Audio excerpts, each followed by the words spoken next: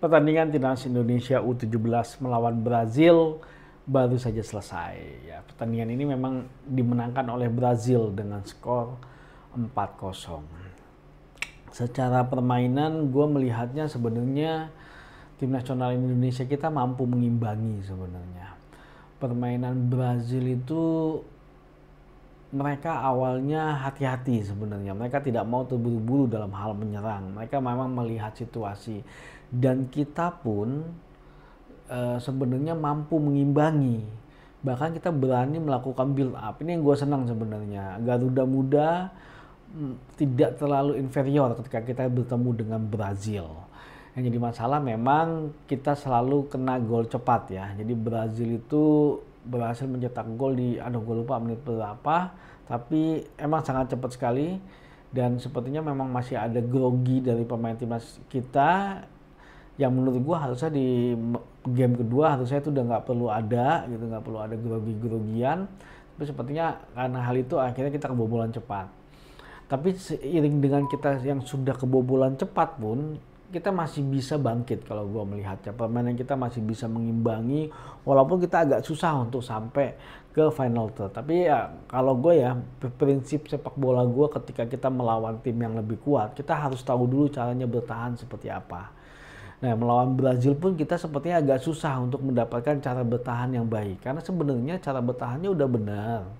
Cuman ada beberapa momen di mana akhirnya memang pemain Brazil lebih bagus dalam memanfaatkan ruang gitu. Terutama kayak gol yang ketiga. Kalau gue ngeliatnya gol pertama itu nggak terlalu secara permainan. Karena sebenarnya lebih ke fisik dari pemain Brazil yang ketika duel kita kalah. Ya mungkin itu adalah set piece. Gue nggak tahu apakah sudah dianalisa atau belum gitu. Kemampuan dari para pemain Brazil, analisa individu yang dimana untuk pemain nomor 4 ini harusnya yang awal bukan Kevin Lee kalau menurut gua. Yang kuat duel tuh ya kayak Mirza gitu. Tapi Mirza pun nggak jadi starting line up. Gua nggak tahu udah dianalisa atau belum, tapi harusnya yang awal ini yang berbeda lah. Dan bahkan tadi gua ngelihat responnya Dava sebenarnya udah mau motong gitu. Tapi pas dia lihat ada pemain lain di sana, dia nggak jadi, dia mundur, tapi akhirnya dia nggak berhasil menghalau. Ya itu lebih karena itu yang gol pertama. Nah yang gol kedua lebih karena decision making, mungkin gua nggak tahu kenapa bisa on goal Putu Panji. Apakah dia memang mau coba kontrol, jadi bolanya nggak clear. Kalau misalnya dia langsung buang kan, mungkin apakah arahnya yang jadi ke sana. Kalau lihatnya sih kayaknya mau kontrol sih kalau yang gua lihat.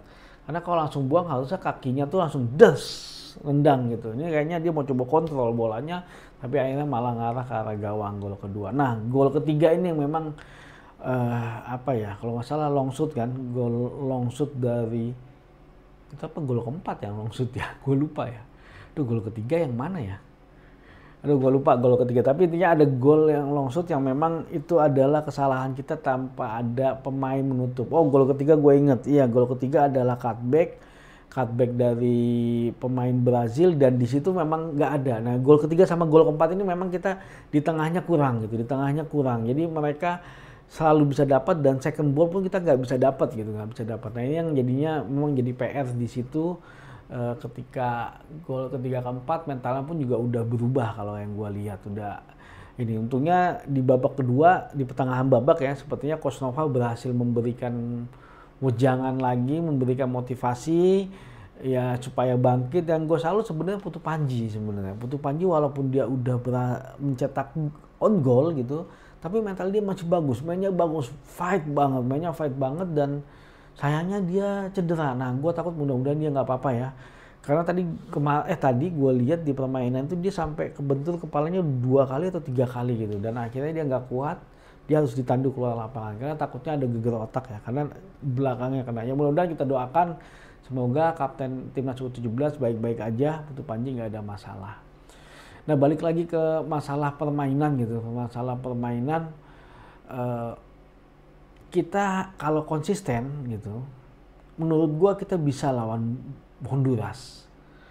Karena Honduras pun akhirnya sama Zambia skornya 5-2 kalau nggak salah, 5-2. Ya 5-2 kalau nggak salah, 5-2 atau 4-2 ya. Gue lupa. Gue coba lihat dulu skornya. Iya 5-2. Skornya 5-2. Nah, dan kalau dari sisi permainan, kemungkinan sih kalau gua ngelihat dengan permainan kita seperti ini, kita bisa sebenarnya nanti mengimbangi Honduras dan bahkan kita bisa mungkin meraih poin. Honduras setelah poin menang. Cuman yang gua lihat secara keseluruhan, sepertinya peluang kita kecil untuk lolos ke babak selanjutnya. Kenapa?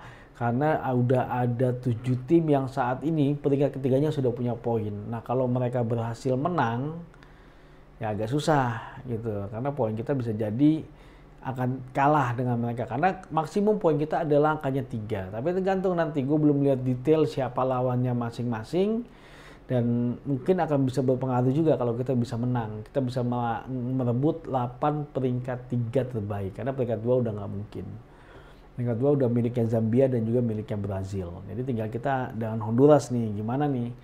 Apakah kita bisa mengalahkan Honduras apa enggak, baru kita lihat yang pertandingan yang lain. Ya, kita selalu berharap bahwa ini adalah pengalaman yang berharga buat para Garuda muda tentunya. Dan kita berharap kita bisa mendapatkan hasil yang terbaik supaya mereka bisa membawa ini untuk karir profesionalnya mereka. Karena usia 17 tahun itu masih panjang. Mereka masih banyak tahapan-tahapan yang harus mereka lewati untuk bisa menjadi seorang pemain yang nanti akan diandalkan untuk tim nasional senior.